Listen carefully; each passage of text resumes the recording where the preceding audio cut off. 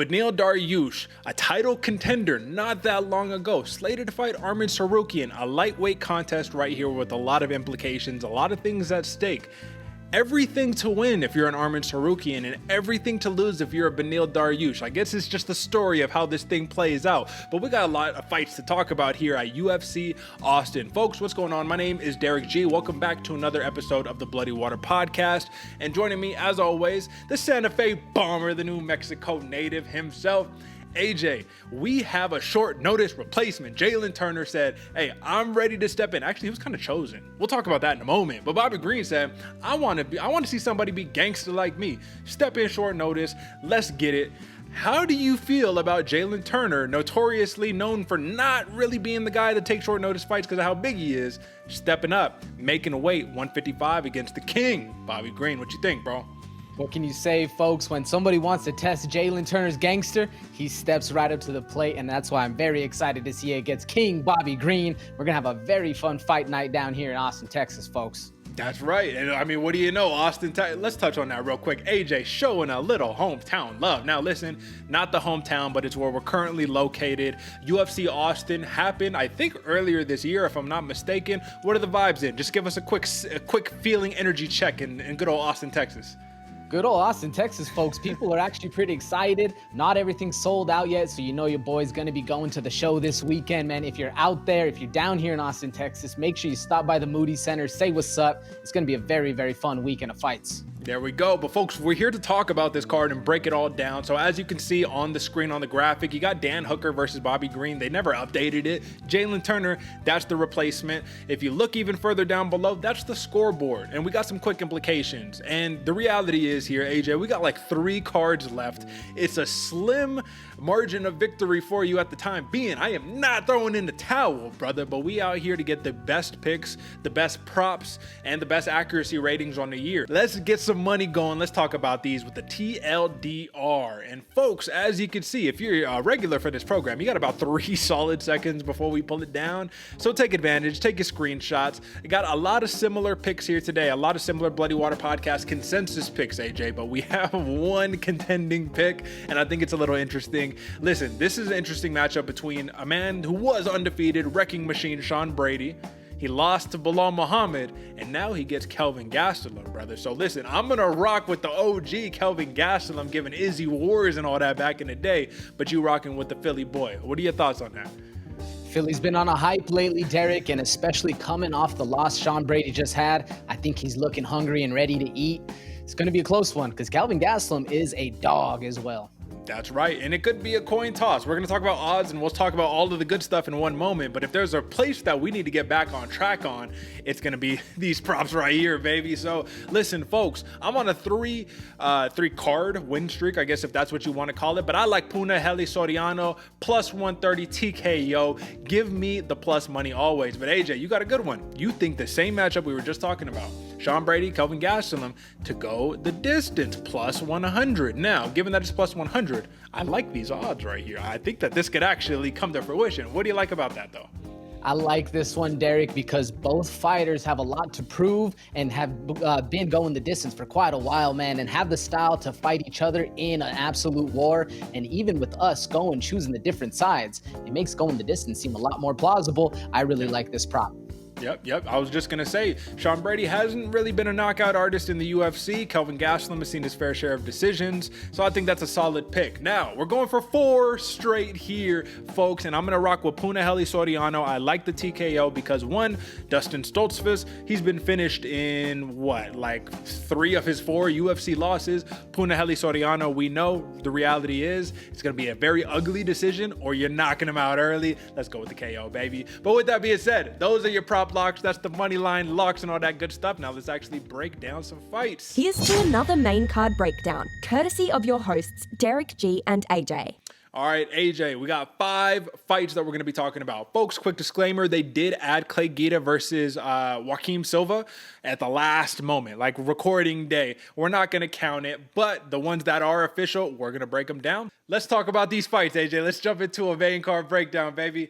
Beneil Dariush, Arman Tsarukyan. I said it in the beginning, man. Beneil Dariush has nothing to win in this matchup right here. You're supposed to beat Arman Tsarukyan. He knows it himself. If he loses, he's going to get knocked back quite a bit. Look at Tsarukyan's number. It's number 8. Beneil Dariush was the guy. 8-fight win streak. Was supposed to get the title shot.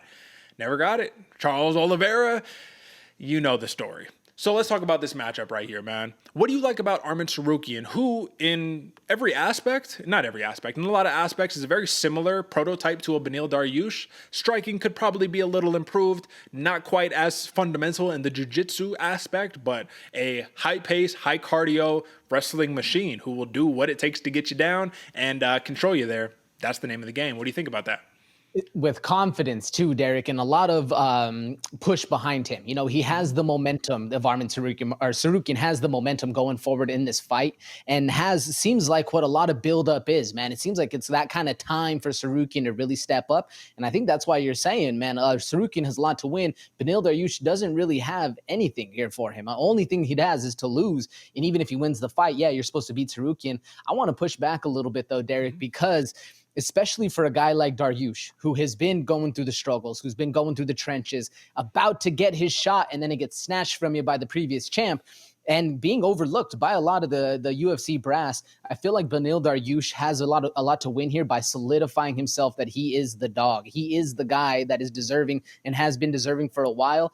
And normally I wouldn't say that's, because you're not advancing up anywhere. You're just solidifying yourself. But for a guy like Beneil Dariush, who's been getting the boot for better than 5 years, I feel like this is a win, man. Yeah, I mean, you got to think about it in terms like this.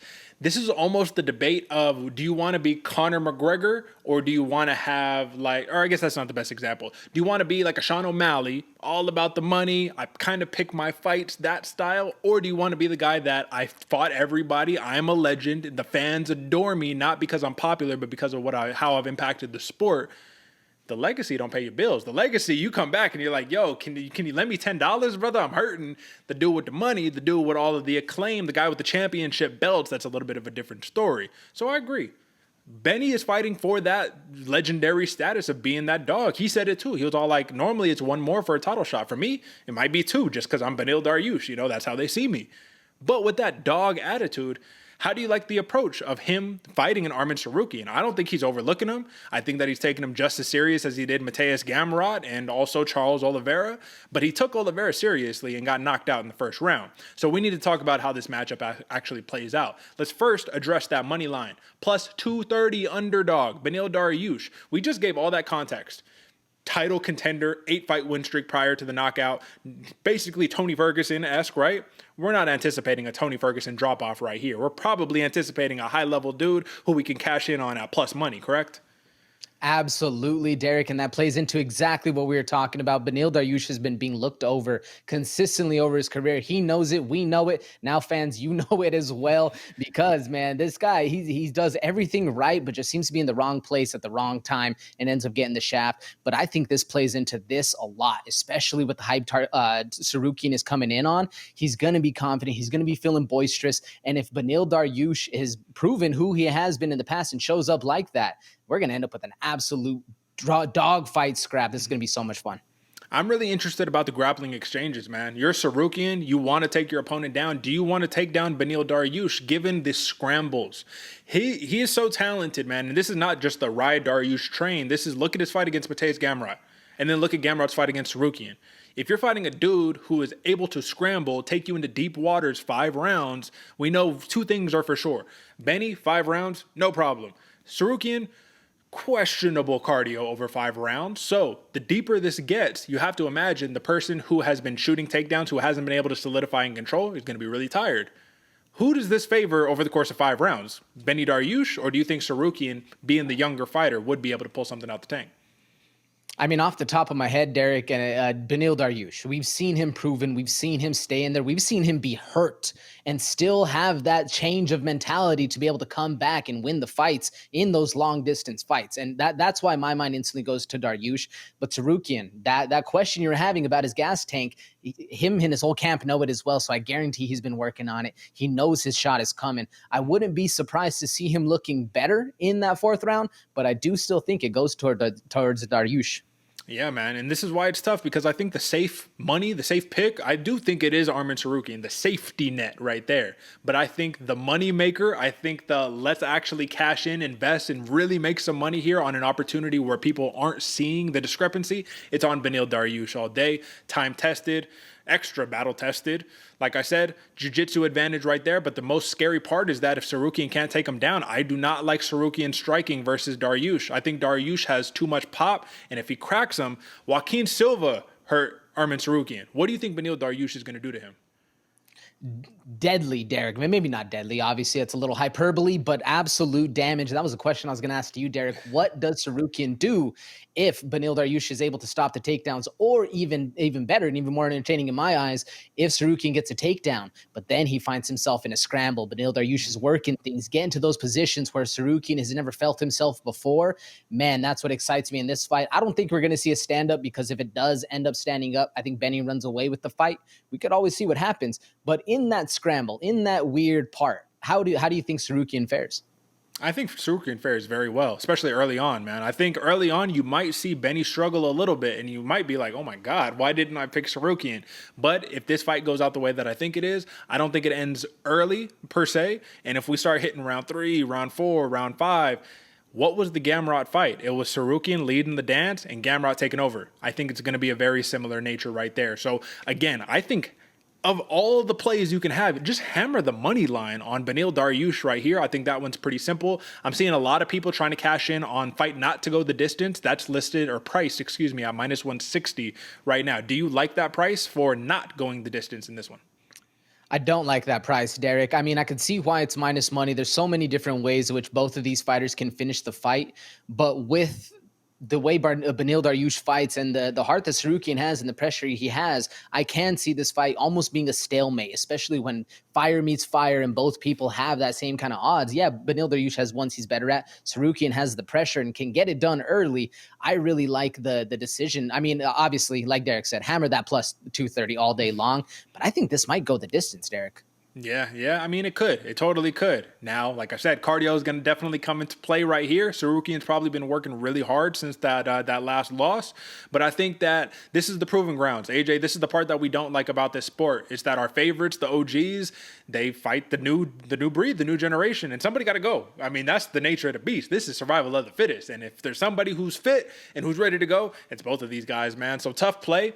Happy hunting to those who are going against the grain. But if you're going against the grain like us, you hit them with some money. So that's a Beneil Dariush, and that is a Bloody Water Podcast consensus pick. Hammer plus 230 money line. Don't need to get fancy with the extra plays. Now, this is where things get weird, AJ. I'm going to admit to you before we talk about this. When I see a Jamey-Lyn Turner, who is what some people would call a weight bully, right? You're not a 155er. Realistically, you should fight at 170. You don't take short notice fights because of how treacherous it is to cut that weight. And you're fighting an experienced dude like Bobby Green. AJ, I have to preface by saying, to me, in all avenues of this matchup, stay away betting-wise. You can't bet this fight. And the reason you can't bet this fight is because there's too many unknowns. MMA is already a sport of unknowns, but this, we don't know what's going on. Do you feel the same, or do you feel confident in one party in this matchup?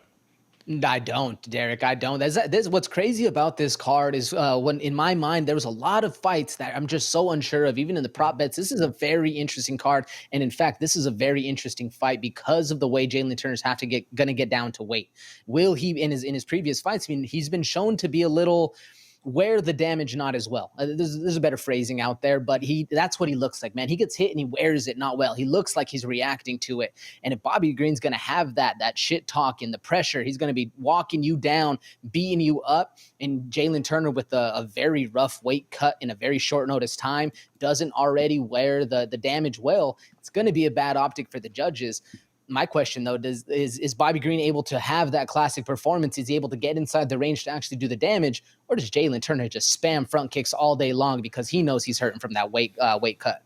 Well, that's what I was gonna say, man. 3-inch height advantage, 3.5-inch reach advantage for Jamey-Lyn Turner, right? So Bobby Green, slickster, you love the style.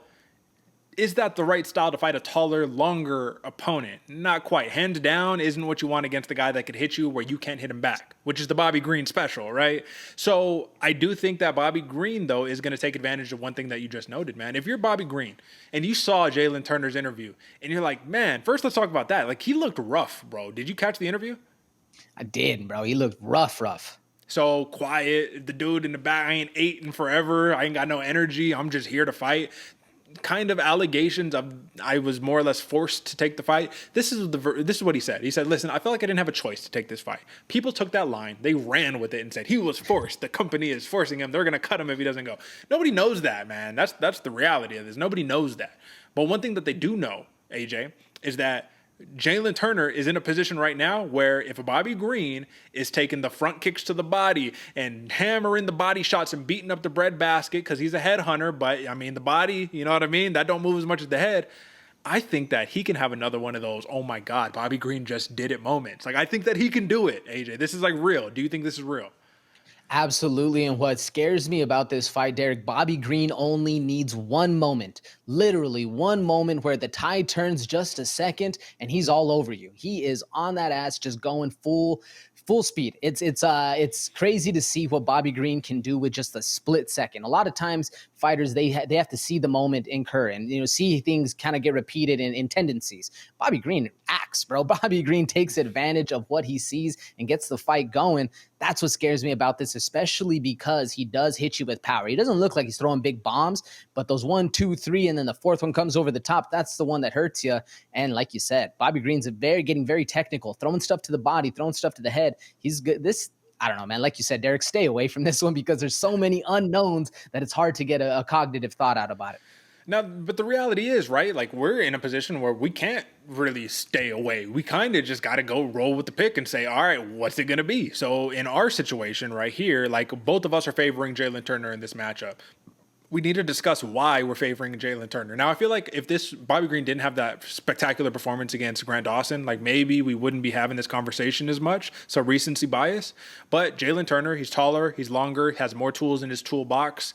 Very effective when he's a downhill fighter, can submit you, can take you down.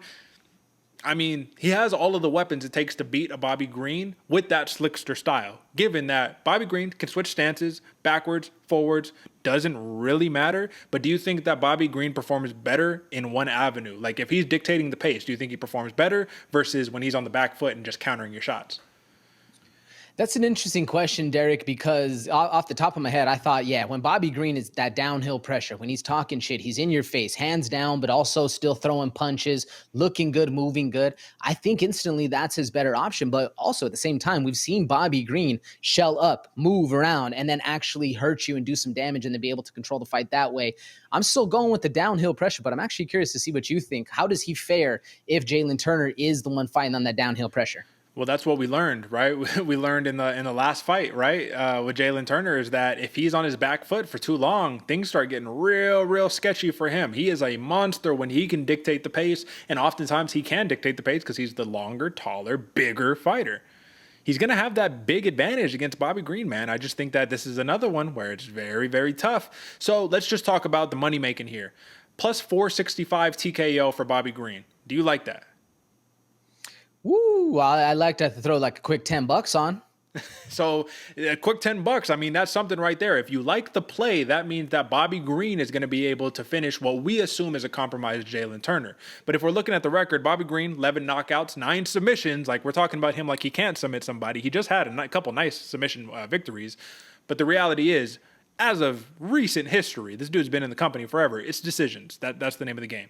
So if it's going to come down to a decision, that means he wasn't able to kind of do what he needed to do to get Jamey-Lyn Turner out of there. I don't see that being the reality necessarily, unless Turner, all of this is hype. All of this nonsense that we're talking about is just speculation and hype. And he's like, dude, I'm just a big dude who had to cut weight. I don't want to talk much on my presser. I'm still going to come here and start wrecking things. So are we overthinking this in the eyes of like a money-making perspective?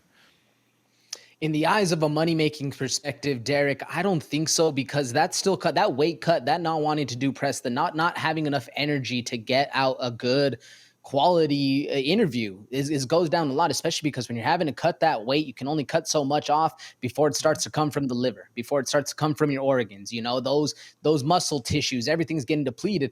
Bobby Green lands a good left hook to your liver, man, and it hurts. You're going down, you're compromised. Are you in your right head? You start taking some water from there as well. There's a whole list of it. And that's what makes it a little curious, because like if you said, if Bobby Green or if Jamey-Lyn Turner wasn't on the weight cut, in the timing ways, it'd be Jamey-Lyn Turner all day long for me. No disrespect to Bobby Green, but he still is that guy that can get it done with just a split second in the change of momentum. Yeah, you're right about that, man. And this is all I'm saying right here. Let's just take like a quick look, right, at the Bobby Green. 31-14-1, man. This is all I wanted to point out to you. You look at all of these numbers. These are fantastic. Look here. This is the UFC. 12-9-1 in the UFC. How many times has he been knocked out? 3 knockout losses, 3 knockout victories right here. If you just look, though, look at the recent span. Drew Dober, yeah, he got caught. It was what it was, right? But that's like, whoa, what happened? Makhachev, did he get knocked out? Not really. That was the ground and pound finish. It was a TKO, right? I'm talking about purely we're in striking. You got clipped and you got put out. Aside from that Drew Dober fight, man, you just don't really see it. You know what I'm saying?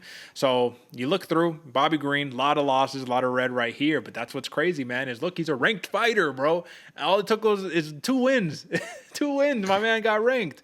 So I don't know, man. This is a tricky one, but we said all of this ultimately to say from a betting perspective, you should probably stay away. If you're being forced to throw money on this one, we ride with Jamey-Lyn Turner. I don't feel good about it, though, due to all of the weight stuff, man. A healthy, full camp Jamey-Lyn Turner, smash spot. I don't quite see that in this one. So do you got anything else on this one? I couldn't have said it any better, Derek. All right. Well, with that being said, that is your co-main event. Your short notice, nonetheless, but that is your co-main event. All right. AJ, we have a former champion, Deiveson Figueiredo, who said, I am the best striker at 125 pounds, arguable since, lost your belt a couple times, but that's neither here nor there. I'm the best striker at 125 pounds. I'm going to go up to 135. There's a couple of dudes who I want to fight. Notably, I think it was Cody Garbrandt and Sean O'Malley, randomly, right? He's like, those are the guys I want to fight, of course. But he's going to get a rude awakening, so to speak, by Rob Font. At least that's what Rob Font thinks. He says, I'm going to come in here. You're a smaller guy. You're finally forced to move up, and you don't understand that at 135, it's a little bit of a different story. And when you talk about being the best striker, you must not know who Rob Font in the New England Cartel is. So let's talk about it, man. Number 8 versus a dude who he can get a lot of hype off of, man. You get a big win over Deiveson Figueiredo. What do you think about the jab of Rob Font against Deiveson Figueiredo? We know he likes big punches. We know he likes to attack space, likes to close the distance, grapple.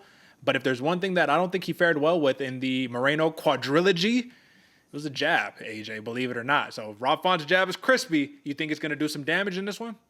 I might have to eat some crow on this one in the post-show, Derek, but I think Christmas came early for Rob Font because, one, you get a massive name in Deiveson Figueiredo. You get to take down the bad boy of the younger division or the smaller division trying to come up and make a stand. Not at all, not for Rob Font. And then not only does the jab work well, but the 1-2 down the pipe is Figueiredo's worst enemy, man, especially when he is trying to dominate the fight, trying to solidify himself as that dog in the round and really put some pressure on you. Next thing you know, you're eating a clean 1-2 when Figueiredo, his hands are open. He's trying to land those big bombs over the top, trying to throw all the power in the world, and you still just keep getting your head pushed back, jabbed back consistently. It's going to add up. It's going to do a lot of damage. I see it working very well here. That's right. And I actually misspoke earlier when I was talking about Jamey-Lyn Turner, Bobby Green, height, reach, right? That was actually 4-inch height, 5-inch reach, right? This one is a little closer, but it's still noticeable. It's the one I mentioned. 3-inch height advantage, 3.5-inch reach advantage. So Rob Font is the bigger guy. It's going to be pretty clear. And we saw that if he can step on the gas early and not react too much, just get in there and assert your game plan, I think that he can have a lot of success too. Now, there's one part that really troubles me here, man, is Deiveson Figueiredo truly is the full package. I think that after a while, the Moreno matchup, 4 times in a row, you know what they're going to do, all that good stuff. They both had similar games.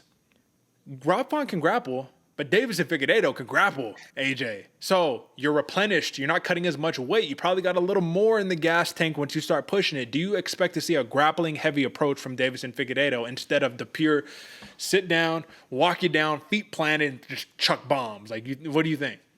If we see it, Derek, it's going to be in round 2. I still think the ego of Figueiredo is going to be there. He's going to be wanting to solidify himself as that bad boy in the new division, which I'm all here for. If he can get it done, man, he is going to be shooting to the moon. The thing is, though, he's in that new class. He's no longer having to cut as much weight as before. The speed he's going to be able to maintain. But what happens when that power, when the strength you used to have against these little guys doesn't happen anymore? You hit somebody with all you got and he blinks and just looks right back at you. Then it really starts to test the character of Figueiredo if he is that bad boy. We've seen him shudder a couple different times. But, man, if he can get it done, this is the absolute best opponent to do it in because they're going to put the whole division on notice if you beat Rob Font.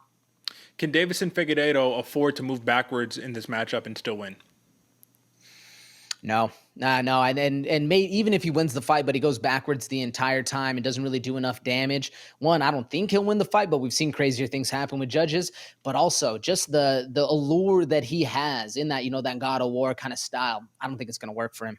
So this is the only thing that I see being really problematic. I kind of can see this matchup almost being a replay, depending on how Figueiredo shows up, being a replay of Rob Font versus Jose Aldo, where Rob Font is putting it on Jose Aldo all throughout the round, or against Cheeto Vera, and you're just getting clipped at the end, right?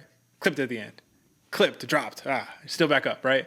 Figueiredo has the power, I believe, to be able to catch him. And we've seen Rob Font's chin. I don't even want to put the questionable tag, but let's just say questionable, right? We've seen Figueiredo eat some shots and still be fine, but this is up a weight class.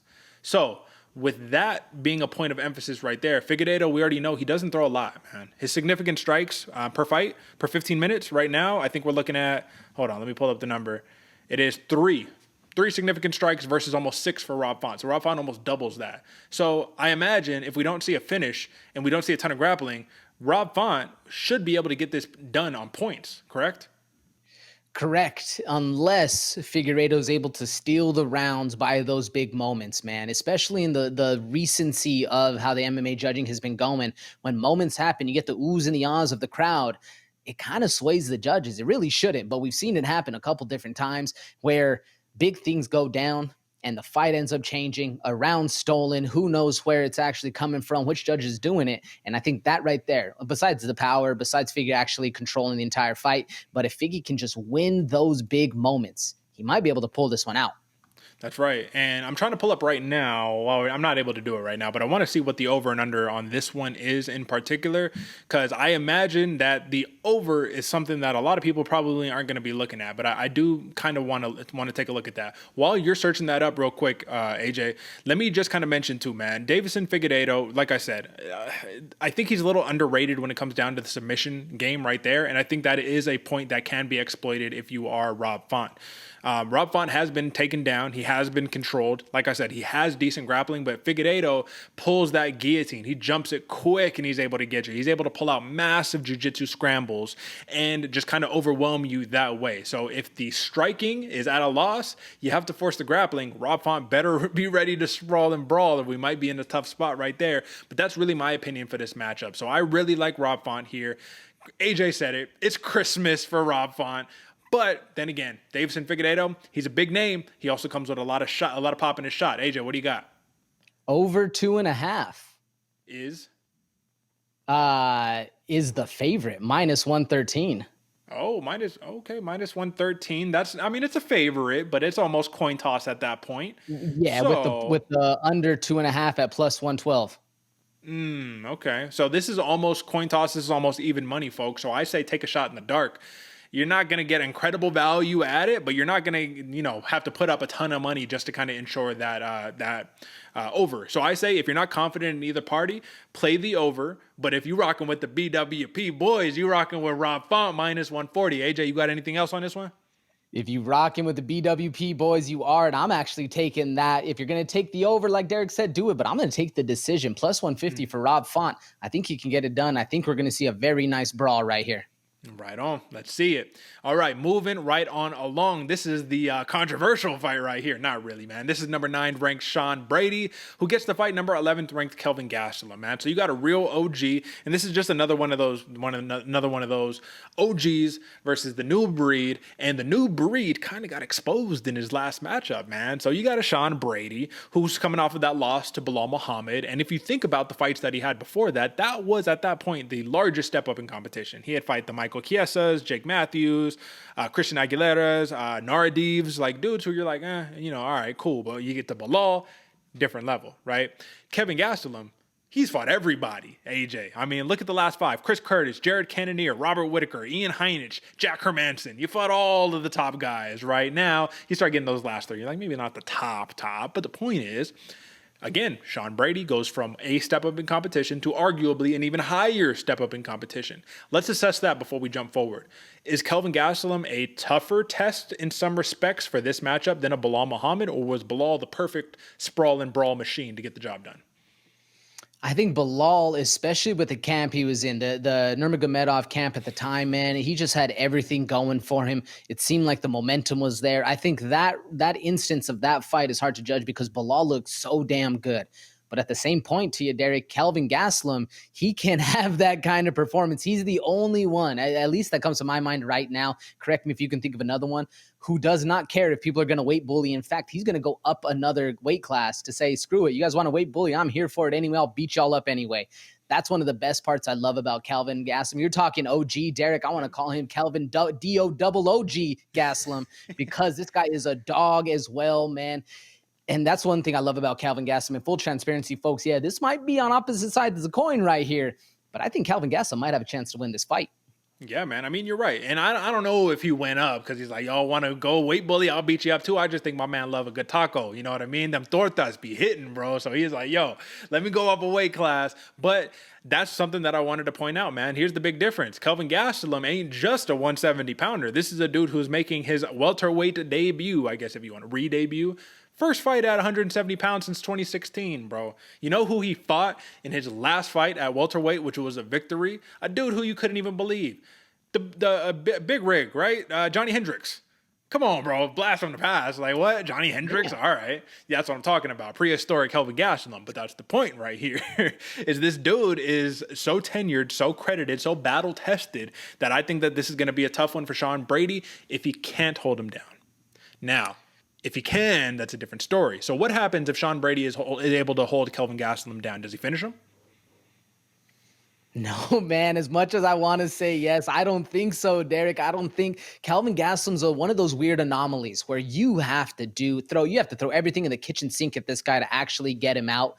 I mean, yeah, has he been finished? Honestly, at the top of my head, I have to look because Kelvin Gastelum, in my mind, this dude has an iron chin. If you take Izzy for the full distance, eat and end up with a welt on your face like he did, man, this guy, he takes a lot. What do you have? I'm glad you're able to pull it up fast. Yeah, check it out, man. So has he been finished? Yeah, submissions, right? He got heel hooked by Jack Hermanson, and then the other one was, let's see, it's been a while. Arm triangle Chris Weidman back in 2017. But you're right, a very durable fighter, absolutely. So, AJ, with that being said, man, we got the durable fighter in Kelvin Gastelum. What does he do, man? What's the path to victory for Kelvin Gastelum? Because the reality is, if you look at this run, it has not been great, man. Adesanya lost. Darren Till lost. Hermanson lost. You get the win against Heinich, Whitaker, Cannonier. But all decisions except, that heel hook right there. Robert Whitaker is really the only guy out of all of these guys, AJ, that was taking a takedown-heavy approach. You know what I mean? So if Sean Brady's only answer is I have to take him down, that's where I say Kelvin Gastelum smash spot. Plus 110 on these odds when we're looking at it currently, plus 100. It's getting closer to even money right here. Are you regretting the Sean Brady pick, AJ? I won't lie to you, Derek, a little bit, man, because Kelvin Gastelum, I was trying to think of what the biggest hole this guy has in his game, and it's just that he's a smaller fighter trying to fight up. That's about it. Other than that, this dude is basically perfect in what he does. And if Sean Brady is able to get this fight to the ground, because Sean Brady has a lot of good things going for him, fast hands, very fast blitz, but also the ground game, the takedowns. If he is able to solidify that on Kelvin Gastelum, you ask, what can Kelvin Gastelum do? He's going to have to rely on that durability, rely on not being ground and pound knocked out, being able to get to the positions that are more advantageous to him, and then get back up to his feet and start again like it's just round one, not breathing hard, because we've seen Sean Brady falter a little bit, especially in the Belal Muhammad fight in recent memory. Once the other guy has taken that lead, taken that advantage, just beating you up consistently, we saw Sean Brady break. And that right there is what I think Kelvin Gastelum can also do. And it makes me very worried for this fight right here, folks. That's what I wanted to talk to you about a little bit, though, man. The breaking of a Sean Brady. You said it outright. You said he broke. But I wanted to know, is that truly in your heart of heart? Is that how you feel? That Belal Muhammad put so much pressure on him, he could not take it anymore and opted for a way out of the fight? Is that how you saw it? Or do you think that he just ran out of options, ran out of tools? Well, the way you phrase it, Derek, because it saw no way out. I don't think Sean Brady was looking for a way out. I just think Belal Muhammad was putting so much pressure on him. He had nothing else to do besides just cover up. So yeah, that especially when I rewatched the fight yesterday, man, that's exactly what I saw. Belal Muhammad came out with a ferocity and a tenaciousness that just really put the heat on. And that's why I give a lot of credit to Coach Khabib, because of that grit that he had. And Calvin Gastelum, if there's any other fighter to have that grit, it is Gastelum. You know, it makes me wonder, do you think Gastelum shoots a takedown, bro? I mean, this dude is known to throw a takedown out here and there. Do you think, what's the over and under on shots taken by Kelvin Gastelum? I'm going to say 1.5. Are you taking the over under? I'm taking the over. I was going to go 3. Oh, sheesh. All right. Well, I'll tell you this much. Sean Brady averages just about 3 takedowns per fight, so Gastelum better be ready with that 62% takedown defense. I do like Gastelum here, though, man, and I don't think that he's going to be able to finish Sean Brady, but I think he wins a decision where everybody says, what? Kelvin who? Kelvin Gastelum? That guy? Yeah, I think so, man. And Sean Brady, again, he's the safe pick. The upside pick is Kelvin Gastelum. This is a competition. I want to get the one up, so give me Kelvin Gastelum. And give me that plus 350 decision. I'm not even hammering the plus 110 money line right there. That's how confident I think. I don't think he's going to knock out Sean Brady, man. I don't think so. But what do you think? I don't think a knockout's happening in this fight at all, Derek, especially unless you're very brave, folks. You want to put a plus 1,000, throw $10 on that for Sean Brady, man. Or it might be interesting to throw it on that plus 2,000 for the submission for Gastelum. But either way, folks, I'm taking Sean Brady plus 250 submission. It's the only way you're going to get Gastelum out of there, and I think he can get it done. And that's what I was going to say, too. Sean Brady, no knockouts in the UFC, but he does have some submissions and some decisions. So fair play on that matchup. And to close us on out for the main card, Beneil Soriano versus Dustin Stoltzfus. Kind of random given all the big names that we have on this card, which I want to highlight at least 1 or 2 of the prelims coming up. But they made it to the main card. And you have a redemption arc for both of these guys. Both of these guys are coming off of losses. Both of these guys lost in pretty brutal ways. What would you say was worse? Getting stiffed by Abu Smagomedov in 30 seconds, 45 seconds? I don't know how long the fight lasted for Dustin Stoltzfus. Or just getting brutalized by Roman Kopylov if you're Beneil Soriano. What was a worse loss to take? For me, it would have been the Kopylov loss. The Beneil Soriano, man, just going through it mentally, trying to get everything you can get going, trying new techniques, showing the world that you're better than your previous self, and you still get beat up. Yeah. At least with Dustin Stoltzfus, he can say, I got caught. It looked good. He got caught. It is what it is. But Puna got beat up, man. It's a rough one. What about you? Yeah.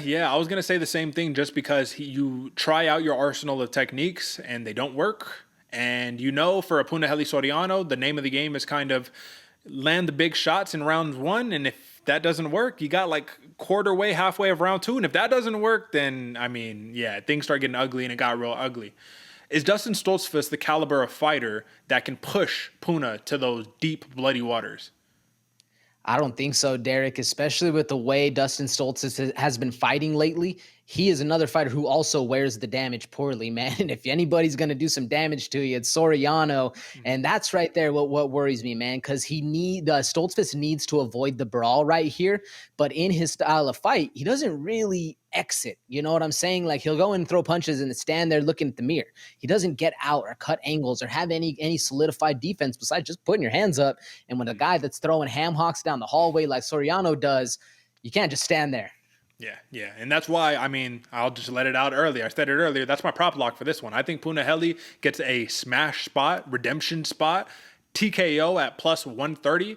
I like that all day long. So like, give that to me, because Dustin Stoltzfus is a guy who is 1-4 in the UFC. He got onto the UFC by beating Joe Pyfer, which aged so well, but you kind of just tossed him and he snapped his arm. So you beat him, but you didn't beat him. You know what I mean? So you get jumped into the deep water. Look at these losses, man.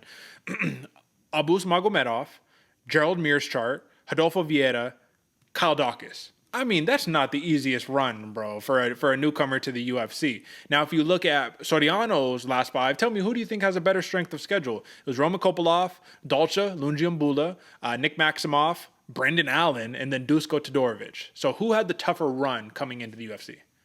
Stoltzfus for sure, but especially on paper right there, Derek. But a lot of the other side of that coin, Soriano fought a lot of people who were a very bad matchup for him, man. So they were both very, very difficult runs, especially Soriano having to grow. And that's one of the comments, man. One of the pros I wanted to say about Soriano is through his tumultuous fight or season or years in the UFC, he has really grown as a fighter, but still finding a very hard time. I got to give it to Stoltzfus, at least on paper.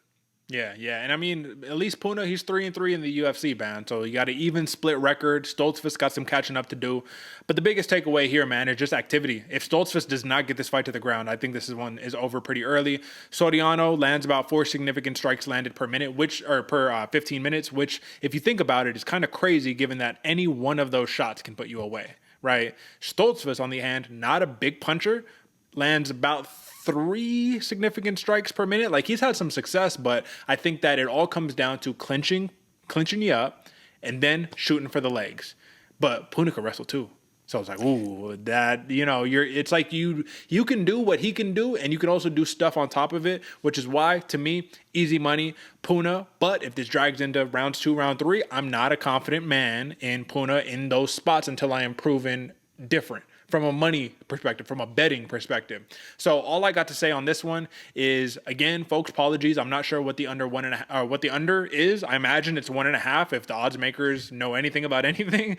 But under 1.5 rounds, that's the play. Punahele Soriano plus 130 TKO. You want to throw this into a parlay or whatever the case may be for his minus 265. I'm perfectly content with that. But that's my play on this one. How do you see it, AJ? Just to touch on what you said, Derek, it is 1.5. At least they know what's going on over there. But yeah, no, man, with this one, Punahele Soriano, obviously rocking with Puna. You saw it in the beginning, folks. But don't be surprised, folks, if we see D1 Soriano come out, because yes, he can wrestle and he knows his gas tank can diminish very fast if you're throwing bombs. I would not be shocked to see some takedowns coming out of the Soriano camp. All right, fair play. So that is the last fight that we got for the main card right here, but we still got a very coveted section of this program that we haven't talked about yet. It's the sleepers. So the unknowns of today, but the stars of tomorrow, just like we're talking about a Sean Brady, just like we were talking about a Punahele Soriano, let me see a couple more, man. Jalen Turner, Bobby Green, the Golden Voice, Arman Tsarukyan, all these guys were unknown commodities not that long ago. Now, listen, they're all everybody could talk about. So let's jump into some sleepers, baby. It's time for some fight night. And if you ain't paying attention, you're gonna sleep on me and I'm gonna wake you up. All right, AJ, I want to talk about some sleepers. You know the deal. This is the 60-second bar pitch. You got your buddy. There's some beautiful women over there on the other side of the bar, but some fights are playing, and you must convince the man, hey, listen, women, temporary, money in your pocket. I mean, I guess that's also temporary, but the pride, that stays forever, man. The ego, you know the ego don't go away, AJ. So let's talk about these sleepers, and I would love to kick us off right here if you do not mind, because I got a banger that I need to talk about. Folks, listen up. Steve Garcia versus, I'm just going to call him Milk, right? Costa. This man right here. 2 dangerous fighters. And if you look at it, both of them 3-2 in their last 5. But this is what you need to know about. Let me just talk about Costa first. I'm going to kind of go backwards. Shoot the box fighter, 65% finish rate, fun southpaw who's going to bring it in a very favorable matchup because he also has a grappling edge, where a Steve Garcia, which the majority of his wins, first and second round knockouts, right? 11 knockout wins on his record. Listen, man, he's going to meet them in the middle, and they about to bang it out. It's going to be a fun one. But the thing that I want to mention about Steve Garcia is he's a dangerous fighter for Costa here because his strength of schedule on the regional scene was pretty legit, man. He fought UFC battle-tested fighters before they got into the UFC, but clearly the guys who made it. For example, Ricky Tercios, Chepe Mariscal, Ronnie Lawrence, those are all regional fighters. And Ronnie Lawrence, I believe he got cut. Chepe is still here with us. Tercios, Ultimate Fighter. Listen, Costa's got more experience. He's a shoot-the-box fighter. Lot to love about him. But don't sleep on Mean Machine Steve Garcia. So that's a banger alert. And if you do not tune into that one, I don't know what y'all are doing. But AJ, I know you got a pretty fun one too. So talk to the people about Ihor Potteria and Rodolfo Bellato. I got a very, very fun one for you, folks. Like Derick said, Ihor Potteria versus Rodolfo Bellato. However you say it, man, I know you're going to get used to this name, and that's the reason he's on this sleeper section right here, folks. Rodolfo, man, has been heat coming for the UFC, man. As you can see, he only has, a couple losses. Yeah, he's the night 11-2. That's not the whole point of why he's a sleeper, folks. Why he is because he's exciting. He's vicious. He's going to be going for the finish, and facing a guy like Potteria in this battle, man, in his UFC debut, you can see he's got a lot of hype behind Boleto. But Potteria, from his jump into the UFC, has been battle tested, man. Going through his fights, Derick, you can listen right there. Carlos Ulberg, Shogun Hua, Nicolas Negumerianu, and then, man, when he started it off in the UFC, man, or in the Contender Series, he did have a little rough fight, but he looks good. And what I like most about him is he is time tested, gonna be looking for the knockouts. Also, a smash style of fighter, presents the entire full package for this fight. Going up against a newcomer with a lot of hype behind him. Potteria might be a little upset about this one, but this one's going to be a very fun fight the entire time. That's right. I think this is going to be a banger, bro. Like this is going to be such a fun fight. So you have it right there, folks. These are the sleepers. Lots of fun prelims, lots of big names on this card, but if there's some fights you need to tune into, there you have it right there. And with that being said, move on to a prelim pour over. So real quick, AJ, let me just go ahead and get the sheet ready so we got something nice to look at. And then I want to just kind of break a couple of fights down because I'm looking at the time. We're doing decent on time. We got a couple of minutes, so let's talk to the people. AJ. So, folks, as you see, we got the main card. That's already covered. AJ, Miesha Tate, man, she is on her way back against the Raging Panda, Julia Avila. Now, a lot of people probably don't know this in the current day because we have such short-term memories that we can't remember anything that happened more than 5 minutes ago, it seems. But Julia Avila, man, if you follow this program, I've been high on her for a long, long time. Only problem is she's been out of action for 2 years, man. So my question to you, AJ, is Miesha Tate, she took like a 5-year break, came back, off and on success. She's matched up with the Julia Avila, had a kid, right? We know about the kid curse. Blew up her knee, got it fixed. This is an interesting matchup, but this is some old lady fights, man. 37, 35. Do you think that the game has passed Miesha Tate by, or do you think that Julia Avila is going to be a little too rusty, and this is an open opportunity for Tate to get back on the winning streak? That's a hard question because we had the same question for Tate that we do have for Avila now, man. Was she too rusty? 5 years off. Now the question is has the game gone past her? And we've been proven wrong in that because Miesha Tate, man, has come back and had some very spectacular wins, or at least spectacular performances, right? And Avila right now, man, this one is interesting because, like you said, the mom curse, the knee, coming back in after 2 years off, and then also fighting a girl who was one of the top of the division, man. There's a lot mentally going on right now, but she also has to provide for a family. She also has mama bear mode in her. This one's interesting. I don't think the game is past Mr. Tate, and I am a little worried for the Avila side on the ring rust. But if you're Dominic Cruz, ring rust isn't real. We'll see how it's proven. I think one thing that was interesting is that Julia Avila mentioned in her pre-fight presser that when she lost to Sajara, Eubanks, she got taken down a bunch, which is true. She did get taken down a bunch. And she said she had no answers for that. And she said since that fight that happened in 2020, she's worked on a ton of grappling and she's a different animal and she's going to be able to avoid the takedown. Now, AJ, I'm going to be honest with you. I still don't think even 3 years is enough time to prepare yourself against a grappler like Miesha Tate. I don't believe that, but I'm interested to see how this one plays out. My last question is, what do you think about the line right here, man? Plus 125 for Tate, minus 150 for Avila. Is that fair? Smash that is what I think. Is it fair? Yeah, it's fair. It's almost even money. I mean, Uncle Che would call that even money, but I would put some cash down on Miesha Tate all day long. All right, fair enough. Well, I'm back in the Raging Panda. This could be a bias thing. This could be just because I'm a big fan, but I'm excited. Women's bantamweight fight as the featured prelim. AJ, you can attest, we do not see this often. All right. Okay, let's move on to another good one, man. So taking a look at the docket, let's see what we got right here. Oh, this is another one I wanted to talk about, man. All the way at the bottom, opening us up. Veronica Macedo, right, or Hardy, Veronica Hardy versus Jamey-Lyn Horth. I thought this was a really interesting matchup right here, just because Veronica Hardy, she's kind of gotten back on track, I guess you could say, back to the winning way. She won her last fight, which is pretty important. But that's not it. Let's go. There we go. Yes, that's right. Oh, yeah, it was Juliana Miller. That's right, Juliana Killer Miller. Before that, she lost to Bay Malecki back in 2020, made her return, right? Now, if you're looking at a Jamey-Lyn Horth, this is the thing that you need to take note. Oops, that's not it. Come on, Jamie. It's not going to do it for me. Hold on, let me pull it this way. There we go. All right. She got that win. Haley Cohen, right? Decision victory. She looked good. Before that, killing it in the regional scene right here. A lot of people are throwing money on Jamey-Lyn Horth, saying that she's going to be able to get the job done. She's a big bantamweight, I guess you could say, right here. But I do believe that they are contracted to fight at 125 pounds. Let me confirm.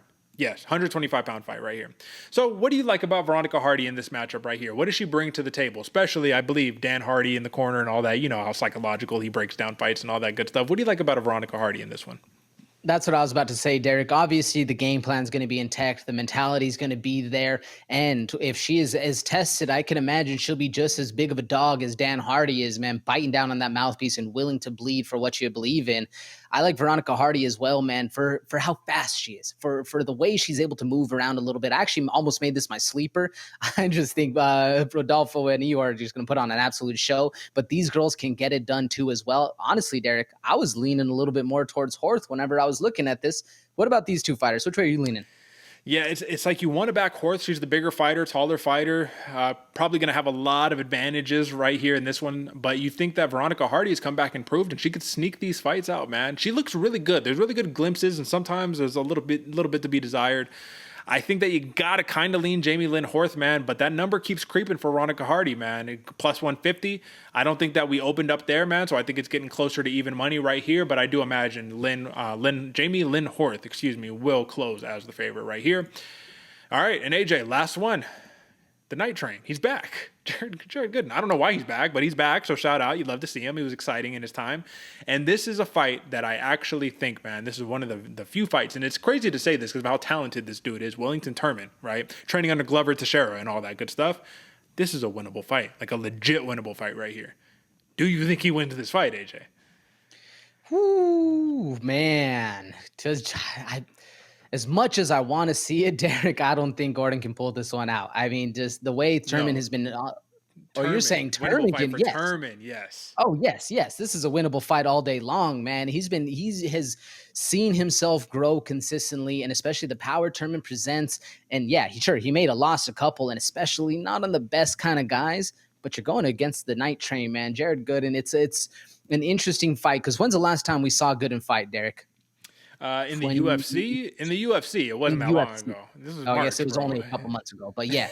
But having his run of leaving the UFC, coming back in, and all that stuff, it just creates a lot of challenges for Jared Gooden going forward. Where I think Wellington Turman has the momentum and has the drive right now in where where his age range is to actually keep going. What do you think?